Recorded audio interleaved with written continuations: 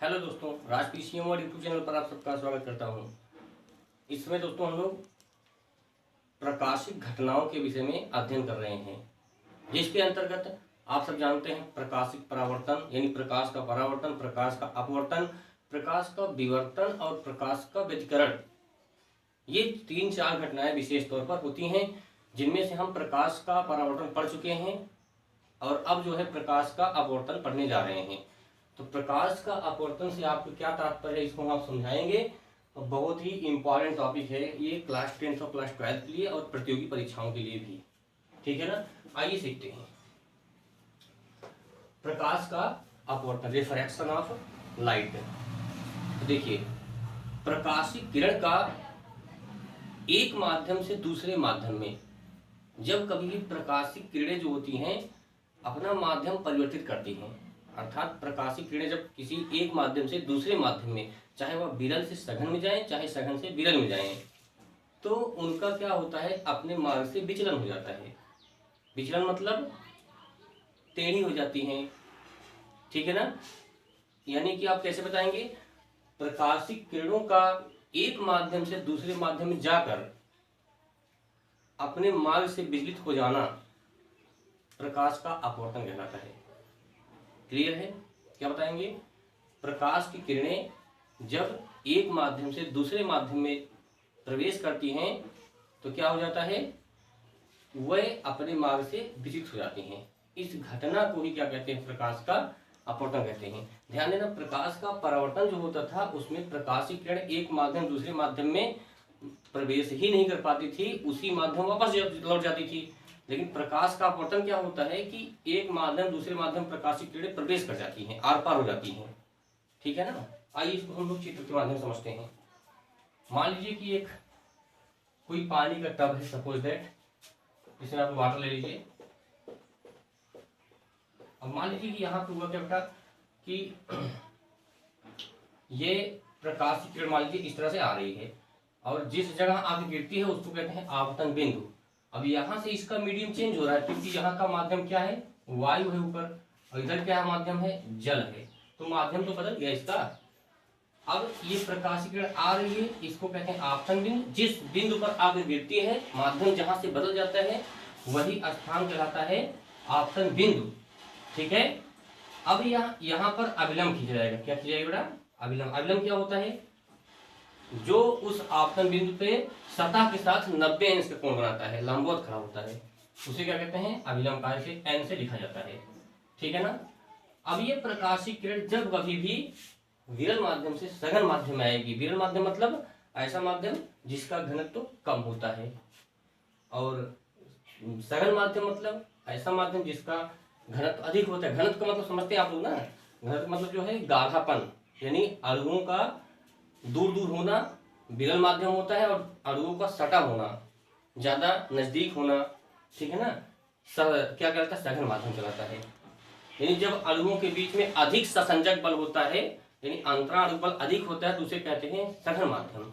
जब अणुओं के बीच कम होता है बल, आकर्षण बल, तो उसे कहते हैं विरल माध्यम। ये आपकी भाषा में समझा रहा हूँ, ठीक है ना। तो जैसे मान लीजिए प्रकाशिक किरण प्रवेश कर रही है तो ये क्या हो जाएगी, जब इसका माध्यम से वायु से कहाँ जा रही है, जल में, तो ये वायु क्या है, विरल माध्यम, जल क्या है, सघन माध्यम। तो जब विरल माध्यम सघन माध्यम जाएगी तो क्या हो जाएगा, ये इसको जो है ऐसे निकलना चाहिए था इसको, बट ऐसा होता नहीं है।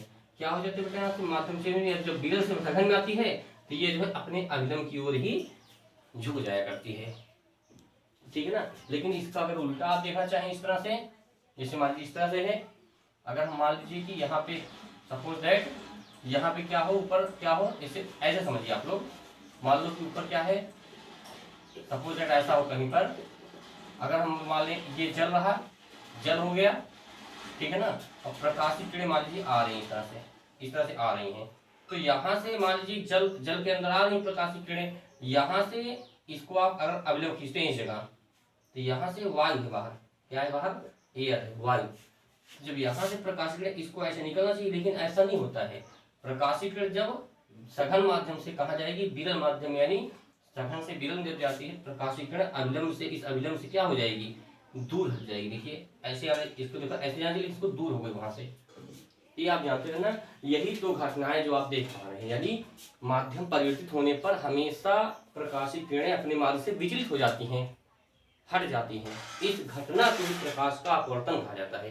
क्लियर हो गया सबको प्रकाश अपवर्तन क्या होता है? ओके, आइए प्रकाश के अपवर्तन की कुछ एग्जाम्पल देखते हैं हम लोग। देख लीजिए इसको उदाहरण, प्रकाश के अपवर्तन के उदाहरण क्या क्या होते हैं। देखिए उदाहरण, 2-3 उदाहरण याद कर लीजिए आप लोग। नंबर 1, तारों का टिमटिमाना। टिमटिमाना, इसका मतलब क्या होता है? तारे क्यों टिमटिमाते हैं बताइए। आप देखिए हमारे और तारों के बीच में क्या है? पूरी तरह से वायु और निर्वात है। वायु निर्वात समझते हैं आप लोग? जहाँ पे बहुत सारी गैसें हों तो क्या कहलाती है? वायु या गैस एयर कहलाती है। लेकिन निर्वात मतलब जहाँ पे वात देखो, वात मतलब क्या होता है? हवा होता है। निर्वात मतलब जहाँ पे हवा ना हो, ठीक है ना। तो निर्वात और वायु ऊपर हैं हमारे बाद, तारों के बीच में कौन है? तो निर्वात या तो वायु है।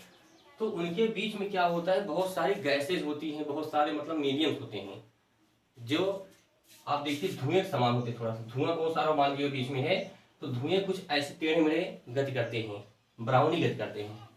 तो अगर इस तरह से आप देखिए कोई चीज यहाँ चमकता रहेगा तो आपको कैसा दिखाई पड़ेगा बताइए। अगर काला धुआं होगा बहुत ज्यादा तो हमको नहीं दिखाई पड़ेगा बिल्कुल भी, लेकिन हल्का सा धुंधला धुआं हो धुआं, तो हम जब देखेंगे इस लाइट को, हमारी कोई लाइट होगी तो क्या होगी, यहाँ से देखेंगे तो हमको दिखेगा, लेकिन टिमटिमाता हुआ दिखेगा।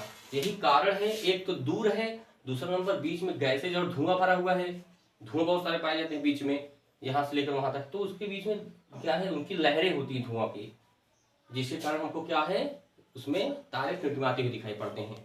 ध्यान देना आप लोग, ये भी प्रकाश का अपवर्तन ही घटना होती है, ठीक है। तो यहाँ कहते हैं तारों का टिमटिमा, पहला उदाहरण याद कर लीजिए। दूसरा उदाहरण याद कर लीजिए आप लोग, कांच के गिलास में सिक्के का उठा होना, सिक्के का उठा होना दिखना, ठीक है ना। ये चीज आप लोग ध्यान दिए रहना। ऐसा भी होता है कि जब किसी कांच के गिलास में सिक्का रखा हो या फिर कोई धातु रखी हो, तो हम जब उसकी तली पर देखेंगे, पानी भरा उसके अंदर जब देखेंगे तो सिक्का थोड़ा सा या फिर धातु जो है थोड़ी सी उठी हुई दिखाई पड़ती है, ठीक है ना। ये भी प्रकाशिक अपवर्तन घटनाएं हैं। एक और देख लेते हैं, नंबर 3, ठीक है ना। उदाहरण इसका जो है एक और देख लीजिए, ठीक है। प्रकाश का अपवर्तन,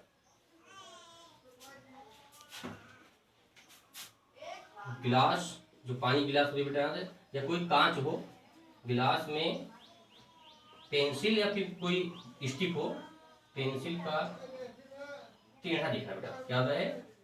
टेढ़ा दिखना। ये भी जो है किसका एग्जाम्पल है? ये सभी इसके एग्जाम्पल है प्रकाश के अपवर्तन से। तो आप एक आध एग्जाम्पल याद कर लीजिए इसको बढ़िया से, ठीक है ना। तो ये एग्जाम्पल आप पेपर में कैसे क्वेश्चन पूछेगा, कहेगा तारों का टिमटिमाना किस प्रकार की घटना है, आपसे ऑप्शन दे देगा, प्रकाश का परावर्तन, प्रकाश का अपवर्तन, प्रकाश का विवर्तन, इस प्रकार से 2-4 ऑप्शन दे देगा। तो आप उसको समझ लीजिए प्रकाश का अपवर्तन की सभी घटनाएं होती हैं। क्लियर, आगे बढ़ते हैं।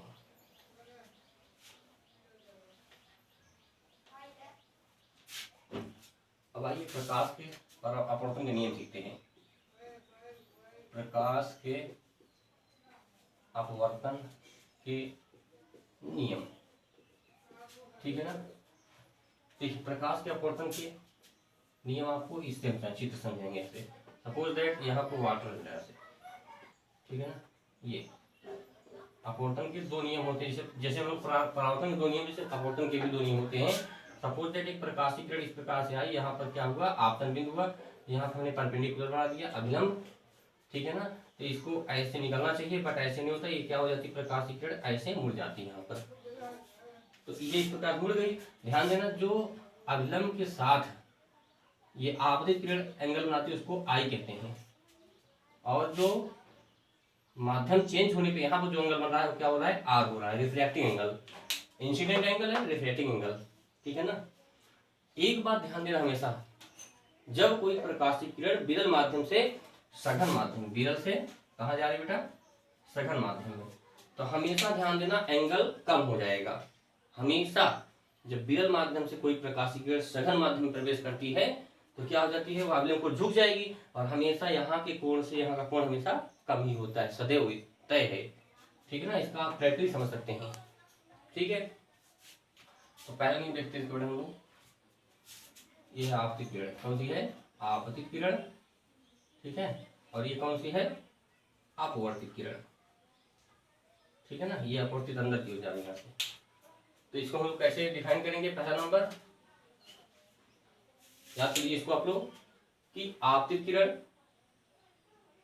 अपवर्तित किरण तथा आपतन बिंदु पे बना अभिलंब तीनों एक ही तल में होते हैं। फिर सुन लीजिए, पहला नियम क्या है, यानी प्रकाश के अपवर्तन के दो नियम है। नंबर एक, आपतित किरण, अपवर्तित किरण तथा आपतन बिंदु पर बना अभिलंब जो होता है वो तीनों एक ही तल में होते हैं।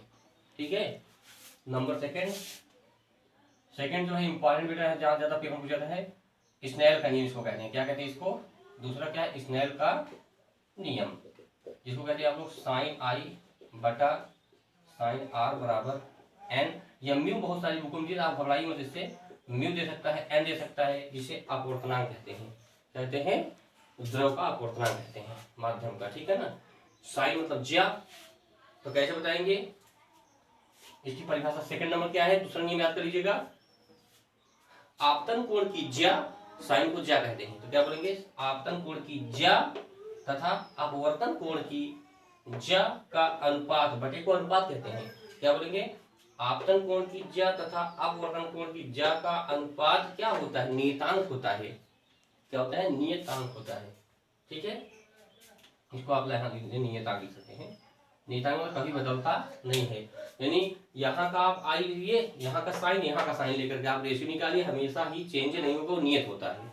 ठीक है ना, ये भी आप याद कर लीजिएगा। तो प्रकाश के अपवर्तन दो नियम हैं, आप दोनों देख रहे हैं यहाँ से। इसी को स्नेल का नियम भी कहते हैं, पेपर में कभी भी आता है लिखने के लिए कि स्नेल का नियम लिखित क्या बताएंगे, आपतन कोण की ज्या और अपवर्तन कोण की ज्या का अनुपात क्या होता है, नियतांक होता है। क्लियर, आइए आगे बढ़ते हैं, नेक्स्ट टॉपिक देखते हैं इसका। कभी भी पेपर में बड़ा इंपॉर्टेंट टॉपिक आता है, अपवर्तनांक क्या होता है, क्या पूछता है, अपवर्तनांक। तो इससे आपको बहुत आसानी हो जाएगी याद करने पर, आपको ट्रिक बता रहे हैं याद करने का। देखो अपवर्तनांक क्या होता है, देखिए प्रकाश की किरण जो होती है जब निर्वात में होती है उसकी चाल आपको याद होगी, पहले बताया गया होगा। निर्वात में प्रकाश चाल कितनी होती है, निर्वात में प्रकाश की चाल कितनी बताई गई थी, 3×10⁸ मीटर प्रति सेकेंड। इतना आपको याद करना चाहिए, तो आपको याद भी होगा। इतनी चाल निर्वात या वायु में होती है, लेकिन जब उसका माध्यम चेंज होता है, माध्यम चेंज होने मतलब यहाँ विरल माध्यम है, जब सघन में प्रवेश करेगी तो इसकी चाल पर इफेक्ट पड़ेगा, यानी ये चाल धीमी हो जाएगी। हमेशा ये विरल माध्यम में है, जब सघन माध्यम में जाएगी तो उसके अणुओं को चीरने में या फिर उसके अणुओं को में अंदर प्रवेश करने में उसको कठिनाई होगी प्रकाशिक किरणों को, जिस कारण उनकी स्पीड धीमी हो जाती है। तो कैसे बताएंगे इसकी डिफिनेशन हम लोग, वायु में प्रकाश की चाल, अपवर्तनांक क्या होता है, अपवर्तनांक मतलब क्या होता है, अनुपात, किसके बीच अनुपात, देखिए क्या बोलेंगे बेटा, अपवर्तनांक परिभाषा, वायु में प्रकाश की चाल तथा माध्यम में, माध्यम मतलब किसी भी माध्यम में जा सकता है, वायु से आकर कहाँ जा रहा है, वो जल में जा रहा है या फिर कहीं तेल में घुस रहा है, कहीं भी घुस रहा है, तो प्रवेश तो कर रहा है कहीं कहीं। तो इसका मतलब क्या होगा, तो दोनों का बीच रेशियो ले लेंगे, अर्थात वायु में प्रकाश की चाल, वायु चाहे तो चाहे निर्वात हो, यानी क्या बोले, निर्वात में प्रकाश की चाल तथा माध्यम में प्रकाश की चाल के अनुपात को क्या कहा जाता है, अपवर्तनांक कहा जाता है। याद रहेगा, इसका सूत्र क्या होता है, अपवर्तनांक एन लिखो चाहे म्यू लिखो, एन बराबर वायु या निर्वात चाहे लिख दीजिए इसको, में प्रकाश की चाल बटे क्या होता है, माध्यम। अब माध्यम कुछ भी हो सकता है, जल कुछ भी हो सकता है, में प्रकाश की चाल, या इसको शॉर्ट फॉर्म लिखना चाहते हैं, N=C/V। सी बोले तो प्रकाश, निर्वात में प्रकाश चाल, और बी मतलब किसी माध्यम में, जहां सी बराबर 3×10⁸ मीटर प्रति सेकेंड। ये हमेशा बेटा फिक्स होता है। ठीक है, तो आप ध्यान रखिए इसको, पेपर में आता है कि अपवर्तनांक किसे कहते हैं, तो आप इसको आसानी से लगा देना। इस पे एक एग्जाम्पल दे लेते हैं, उसके बाद नेक्स्ट क्लास लगाएंगे हम, ठीक है ना। आइए इस पे एग्जाम्पल देखते हैं। एग्जाम्पल में लिख रहा हूँ यहाँ पर,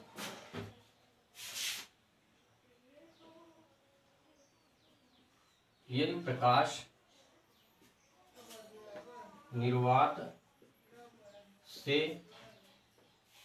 ऐसे माध्यम में प्रवेश करे जिसका अपवर्तनांक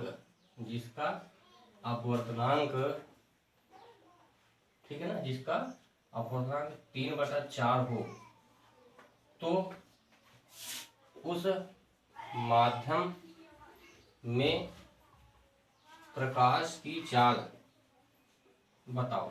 तो ऐसे मान लीजिए मेडिकल आ गया पेपर में कि निर्वात से प्रकाश आ रहा है, किस माध्यम में जा रहा है, एक ऐसे माध्यम में प्रवेश कर रहा है जिसका अपवर्तनांक आपको दिया गया है। तो जब भी कोई क्वेश्चन लगाया करो न्यूमेरिकल, आप लोग क्या करो, दिया है लिखा करो। क्या लिखोगे, दिया है। जब इसको जान जाओ न्यूमेरिकल आप लगा लोगे। तो अपवर्तनांक को n लिखा जाता है, 3/4 लिख दिया मैंने यहाँ से। निर्वात में प्रकाश चाल पता है सबको, c बराबर 3 कितना होता है, 3×10⁸ मीटर पर सेकेंड। आपसे माध्यम चाल मतलब v पूछ रहा है, तो इसका सूत्र बताइए। n बराबर क्या होता है, c/v। इसमें मान रख दो यहाँ से, n का मान कितना है 3/4 बराबर c का मान 3×10⁸ v पूछ रहा है आप लोगों से, ठीक है। यहाँ से क्रॉस मल्टीप्लाई कर दो, इसका क्या हो जाएगा, हल करने पर 3v, देखो 3 का v गुणा करना है यहाँ से, क्या हो जाएगा 3v इक्वल टू 4 3 कितना हो जाएगा 12×10⁸। 3 से काट दो 12 को, 4 बार गया, तो v का मान कितना आ गया 4×10⁸ मीटर प्रति सेकेंड, ठीक है ना। ये देखिए आप, ओके। तो इस प्रकार से आप लोग इसको जो है सॉल्व कर सकते हैं आसानी के साथ, इधर मीटर पर सेकेंड, ठीक है ना। तो ऐसे ही आपको न्यूमेरिकल वाले आगे तो आपको लगाइएगा इसको। आगे एग्जाम्पल दिया आपका, हम एनसीईआरटी बुक से कुछ न्यूमेरिकल्स भी कराएंगे, ठीक है ना। तो आज हमने क्या सीखा बच्चों, प्रकाश का अपवर्तन किसे कहते हैं, प्रकाश के अपवर्तन के नियम सीखा, और साथ में हमने सीखा प्रकाश का अपवर्तनांक किसे कहते हैं, अपवर्तनांक पेपर आ गया, ठीक है ना। आई होप आपको समझ आ गया। यदि आपको वीडियो समझ आए तो लाइक और शेयर करें, हमारे चैनल पर नए हैं तो सब्सक्राइब करें। तो थैंक यू वेरी मच।